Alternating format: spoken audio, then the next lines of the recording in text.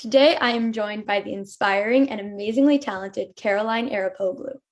Caroline is an actor who you may recognize from portraying the role of Rose Cameron on Outer Banks and Winnie Klein on Stranger Things. Do I have your permission to post this episode of The Inspiration Show on social media? Yes, you do. Thank you. So, when did you start acting and what got you started? I get asked this question a lot and it's really funny. I don't really have a specific answer of like a moment. I would say that I was always putting on shows as a little kid and really just putting on fake plays with my cousins. I was a pretty serious dancer. So I was always kind of coming up with costumes and stories. And then as I got older, I just kind of never stopped. Do you know what I mean? I don't remember a time that I didn't want to be an actor, if that makes sense. It's always been in me as long as I can remember. And I just kind of never stopped. That's incredible. I love it when you develop a passion and you really carry it with you throughout your entire life and it becomes a part of you. Yeah, for sure. For sure.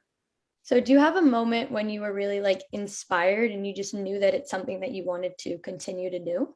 I have a couple of moments that I remember being pretty young and feeling like, wow. One of them is, do you know the movie A League of Their Own? It's way before your time, but there's a scene in the movie where one of the women on the baseball team finds out some really sad news about her husband. And I remember watching it as a very young girl and, seeing this actress portraying just like grief and sadness. And I remember feeling really sad. And I remember kind of in that moment, like putting together, that's someone playing make believe, basically. That's someone pretending and acting, and that's what they're doing for a job. And I remember watching League of Their Own and being like, wait, this can be a job. And so that was one of them. I remember early memories, dancing and being on stage and just kind of like stepping into the light, literally, and feeling something, really profound. So I think along the way, there have been little moments that were more than just, oh, I like this, maybe even feeling like, oh, this is in me and this is what I'm going to try and do.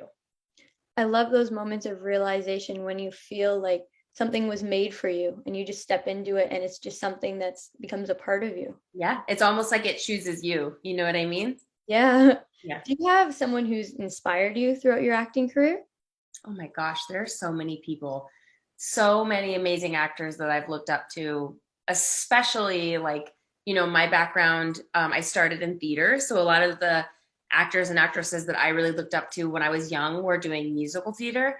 I would say, as far as film and television, I always have kind of looked for people that maybe were in smaller supporting roles, but really stood out, or really maybe didn't have, a huge role, but were just kind of scene stealers. I've always been drawn to actors like that. And then what's really fun is to follow them. Like, okay, someone that I'm thinking of is an actress named Melanie Linsky, and she was in like rom-coms way back in the day. She had a pretty small role in Sweet Home Alabama, but she always just popped. And it's been really fun to watch the trajectory of her career, because now she's, the lead in this show Yellow Jackets, which I love, which is like a really dark drama. And so it's kind of fun to track people's trajectory.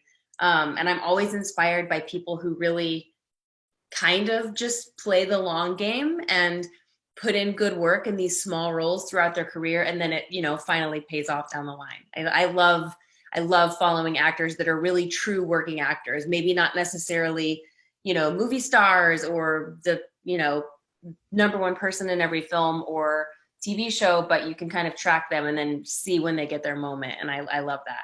And she's a Yeah. perfect example.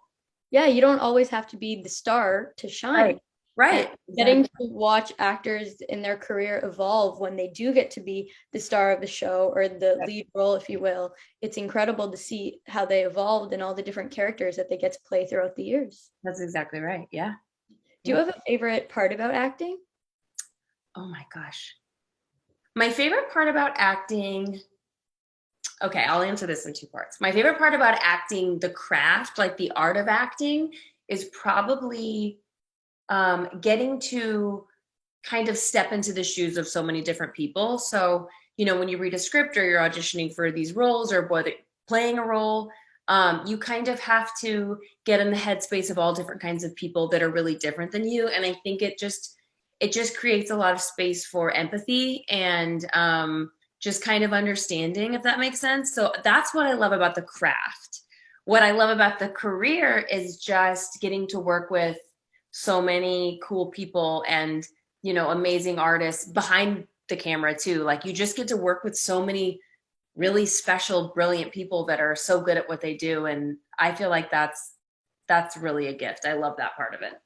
It's incredible, and getting to go to work every day or getting to go to a set and getting to collaborate with all these different talented actors to really bring a story to life on screen is incredible. Yeah, exactly. The collaboration is definitely a very special part of it. You hit it right on the head. And I think that's one of my favorite things about acting is getting to collaborate with all these different actors and getting tips from the directors to kind of make it really believable, and getting to learn from each other and bounce off of your fellow actors is incredible. Exactly. And you really learn. I mean, I'm sure too, your scene partner or your director or whomever it is that you're collaborating with, like you can really like elevate the whole experience. You can elevate the performance, and that collaboration is so important. And yeah, you're right. It's one of the best parts. Yeah, it's an amazing experience. So you portray the role of Rose Cameron on the Netflix show Outer Banks, I and do. I'm very excited to find out your answer to this question. Okay.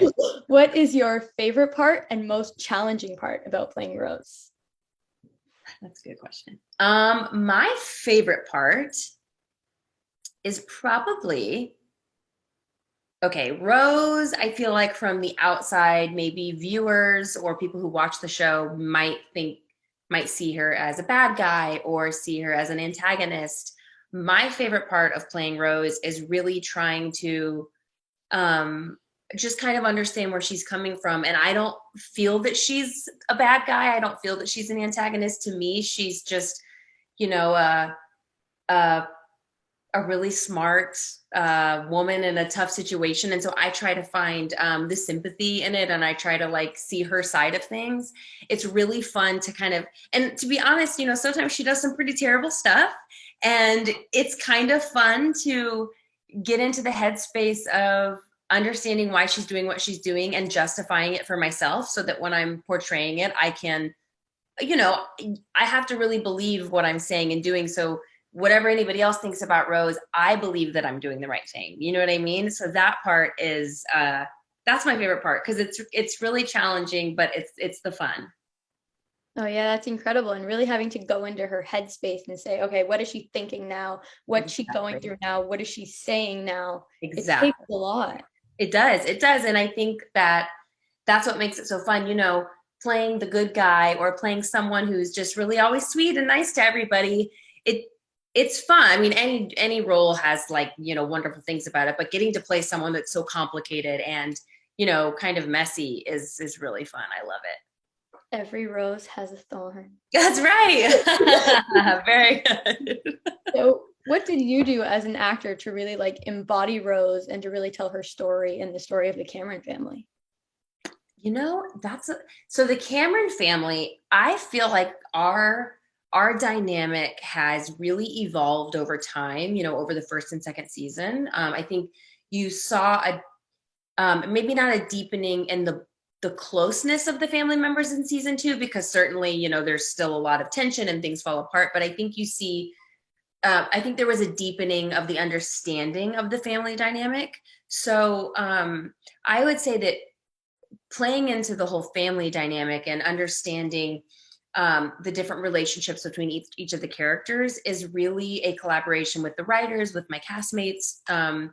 And that I feel like has come over time, and it's just getting richer and richer as we go on, because we have, with each passing episode, we have more context for our dynamic.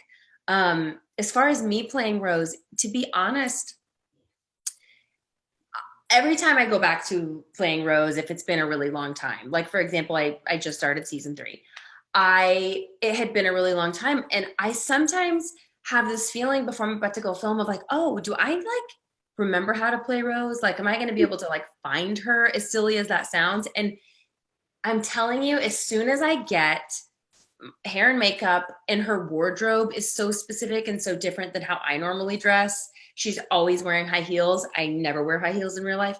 So as soon as I start to kind of put all of these pieces of her together, once I get to set, it all kind of just it all comes pretty naturally. And then I think especially being with the castmates, like being with Chip Eston, who plays Ward, we kind of fall right into that dynamic. And then same with like Drew, who plays Rafe, and Maddie, who plays Sarah. You just kind of, it's been built over time. I guess that's a long way of answering that. It's been built over time, but the heart of it is really just digging into the script and trying to figure out where she's coming from, what she wants, and how she's going to get it.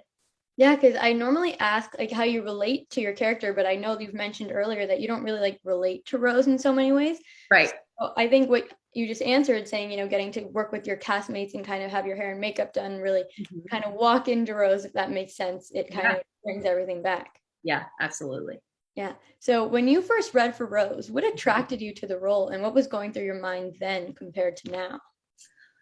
When I first, oh, that's a really good question, then versus now. Okay, when I first read for the role, what attracted me to it, okay, from a practical actor standpoint, the first thing I saw in the email was that it was a Netflix show and it was already ordered for a full series. So I had just come off of pilot season where I had been auditioning for all of these pilots, and you can go through this whole process of auditioning for a pilot. Some people even shoot the pilots and then they don't get picked up. So when you get an email that says this is already ordered, there's going to be 10 episodes, immediately you're like, okay, I really got to read this.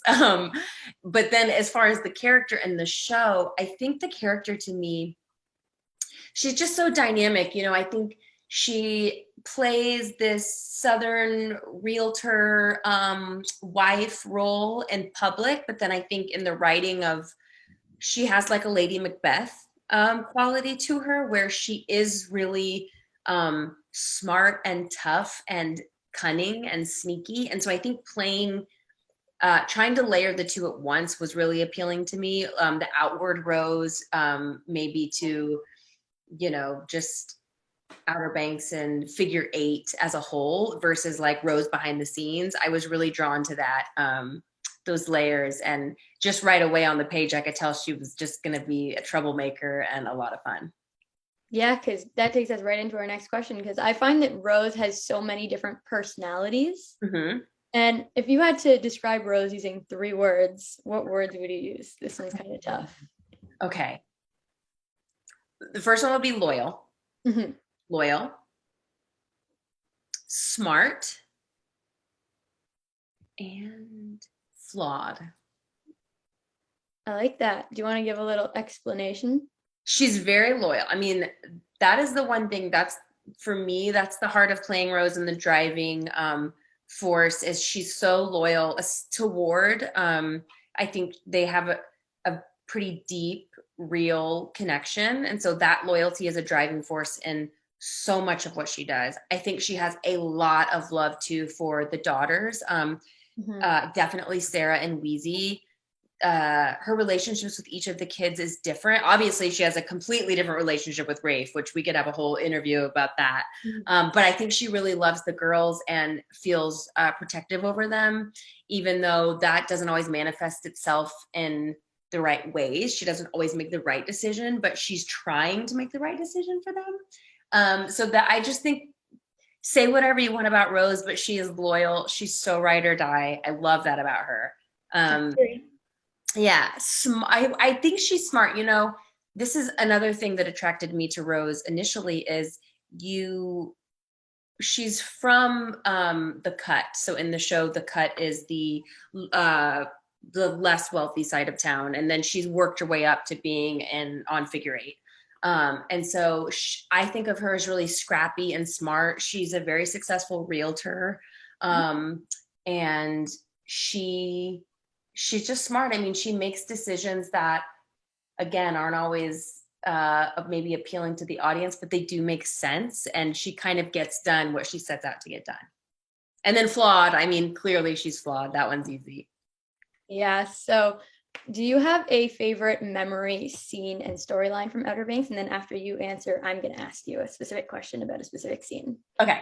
My favorite memory probably is still when we filmed Midsummers, which was the big party in season one, just because, you know, that was the last time that Rose and Ward were really happy. That was really before everything went crazy. So that's like them at the top of the mountain. And then just having the whole cast, like everyone was there pretty much. We were all dressed up. We were filming right on the ocean. That one really, and that was the beginning, you know, before the show. So we didn't really know what it was yet, but you could kind of already tell it was going to be pretty magical. So that's probably my favorite memory of the show. I also love the Rose, you look like Lady Liberty. I know. That was improv and that was an ad lib, and I love it. People still put the Lady Liberty emoji on my photos, and I just love it because I'm like, that just kind of came out of Rudy's mind, and now it's this whole thing, and I think it's hilarious. So now for my question, you had a specific scene with Drew in season 2 when he's confronting you saying, I know where that you have the gold and you're keeping it to yourself. And he has that knife to you. And I know behind the scenes, Drew calls you mom. So Right. you have a really good relationship behind Yeah. the scenes. So what was it like shooting that scene together and, you know, having to like confront him when he was in that kind of psychopathic moment? That was a really fun and also tricky scene to film. We filmed that. That was the first shot of the day on a very early day. So I remember we got to set super early. A lot of us hadn't slept a lot. And so we kind of came into it already tired because it was like in the middle of shooting and we were on a crazy schedule. I think we were switching from nights to day. I can't remember, but I remember none of us had slept a lot. But filming that scene with Drew, you know, I think when you're going to do a scene like that that is violent or tense or frightening, you only benefit from having a fun, close relationship with that actor outside of outside of filming. So I think Drew, being the nice guy that he is and so silly and fun to be around, made it easy to just go into that scene and really go there and just pretend, you know, and just really just, you know, it's a pretty terrifying scene and he did such a great job. We also were under the direction of Darnell Martin, and I love her. She's a fabulous director, and she really brought a lot to it. But yeah, it was crazy. I mean, I loved filming the scene because, you know, I think that was a scene where, again, you really got to see how brave Rose is. Even though she's terrified, she kind of does stand up to him. But yeah, it was a tough scene to film, but I think we were all happy with how it came out. And anytime I get to work with Drew, I'm happy because he's just such a wonderful scene partner. Yeah, I had goosebumps watching that scene, and especially like the dialogue and like between Rose and Rafe, and you know, you're trying to like mother him, if you will, and like kind of telling him like that's not gonna help you, and like we're just trying here to help you because it's Yeah. messed up. So I think it was just amazing to watch, and I was on the edge of my seat. And I think that's one reason why I love Outer Banks so much. It's the suspense, and it keeps you going constantly. Yeah. Yeah, I think you're right. And I think, you know, that dynamic of she's trying to mother him, but she's not really old enough to be his mom because she, you know, she's the second wife. And I think that that scene really showed like she's trying to be an authority figure. She's trying to mother him, and he's going to have nothing to do with it. And why would he? Because he's 19 and she just came onto the scene probably not that long ago. You know, she hasn't been with him since he was a baby. So I think our writers did a really good job kind of fleshing out that weird dynamic between the two of them. So yeah.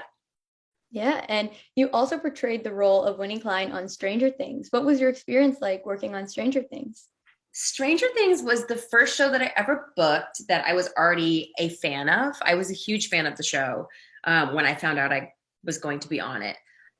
So that in and of itself was pretty crazy, you know, getting to set and, you know, they really transform wherever they're filming. Like for us, it was mostly at the pool in Hawkins, but they really transform all of the surroundings. And so when I got onto set, you know, it was like this is going to sound very obvious, but it looked just like Stranger Things. Of course it did, because that's what it was.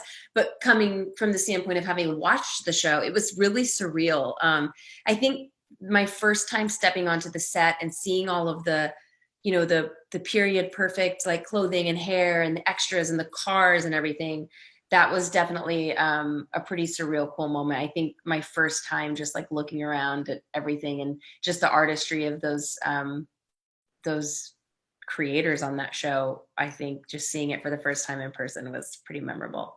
Yeah, and I think it's so amazing how you were a fan of the show and you kind of saw the set on TV. It must have been an amazing experience to kind of see it in person and recognize the details from the big screen. Yeah, it absolutely was. It was kind of one of those like I can't believe like what? Like how is this like happening? Because very surreal. Yeah. So out of all the roles that you have stepped into, is there one specifically that has taught you a life lesson that you carry with you? Oh, that's a very good question. Okay, I will say this is actually something that I have learned from playing Rose. I feel like Rose is um, confident and strong.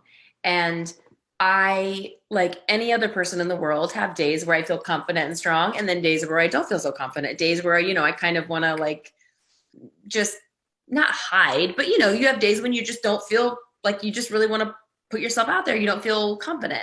And when I'm playing Rose, I feel like the actor, can't have those days because Rose is on. She's strong, she's confident. And so if I'm having a day where I don't feel confident, I have to fake it. You know, you have to just get over it and fake this confidence. And what's really fascinating is you kind of learn that if you fake it for long enough, then like all of a sudden you feel great again. You know what I mean? So it kind of, you know, in playing Rose and having no choice but to be this strong, powerful, you know, woman, I feel like along the way when I've had days when I maybe wasn't feeling it and I like, you know, kind of just fake it till you make it, it really showed me that you can sometimes, you just have to push through and just kind of get out there. And, you know, you can kind of fake that confidence until it starts to feel real, if that makes sense. Yeah, and it's amazing how you can be so impacted by a character and their personality. And then when you kind of mirror that to yourself as the actor, you start to feel it. Yeah, I certainly don't want to take on like too many of Rose's qualities in real life because she's a little much, but her confidence and her strength is something that I think I've definitely tried to take with me even when I'm not playing her. Yeah, there are definitely multiple qualities of Rose that are very admirable that you can kind of bring to yourself. And then Yes, there are some qualities that we should they leave. need to stay on the show. Yeah. Yeah, exactly. Okay, so I always love asking this question, and I'm so excited to hear what you have to say. So, if you were to create a spin-off for any of the characters you have played, what character would it be, and what would the storyline be? Okay, that's a good question. I have one that I actually have thought of before. So I did a film called Like a Boss with Tiffany Haddish, Salma Hayek, Rose Byrne, and I played this young professional chef named Brooke. And in the movie, I am just like really cheerful and positive and kind of boppy and sunshiny and just like very happy. And you know, in the scenes, things start to go wrong, and but she just kind of keeps this like happy boppy sensibility plastered to her face the whole time. And I had this thought when I was doing the movie, like I bet she gets in her car and goes home and it's just like negative, like not in a good mood, and like just this is just what she puts on to go do this job. And I think it would be fun to see what she's like, you know, see her as on happy chef Brooke, and then see her like get in her car and go home and just be kind of like miserable and negative, and just to see the juxtaposition of the two, I think would be really funny. I think that would be really cool to see like the two different personalities and how they could be like two different people, but it's the same person. I think Right. And just like this idea that, you know, positivity, you can almost wear like an armor if you need to, and that's what she does at work, but what does she do when she takes the armor off? I think that would be really fun. Yeah, if I had to create a spin-off for one of your characters, I think it would be Rose. And I'd love to see like her childhood and what her life was like before she met like Ward and the rest of the Cameron family and how it like came to be. I know, you know, every actor, I think on any show wants, you know, selfishly, we all want more. We want more backstory. And I always think like, I want flashbacks. Like I want to see like, you know, how did Ward and Rose meet, and what did the kids think of her at first? So I think you're right, there's a lot there. And yeah, what was she like as a kid? I don't want to go too young because like I want to play the role in the remake. But yes, I do think there's probably something there too. Maybe we should start just like speaking it into existence. Maybe Netflix will do it. Jonas, Josh, if you're listening. You do your stuff, man. You are on it. Good job. So after years of acting in multiple roles, what advice would you give your younger self entering the industry? Oh my gosh, so much. I think I would tell myself, okay, two things. First, I think when you're first starting out in the industry, maybe in any field, but in just specifically as an actor, I know for me, I spent so much time. I would get an audition and I would read the breakdown, and I would think like, okay, what are they looking for, and how can I be what I think they're looking for? And then I think as you do it more, you you kind of realize like you can't try and be what they're looking for. As the artist, you come up with your interpretation, and then you show them, hey, this is what I came up with. This is how I see this role. This is how I see this scene. This is what my sensibility and my, individual, my individual art. This is what I'm bringing to it. And I think you're going to get it or you're not going to get it. Most of the time you're not going to get it. That's just the industry. But I think that, when you do get a job, and what sticks out is your uniqueness and the thing that you can do that other people don't do. So I wish I had spent more time just kind of doing what I do and trusting myself and not trying to necessarily do what I think what they were looking for.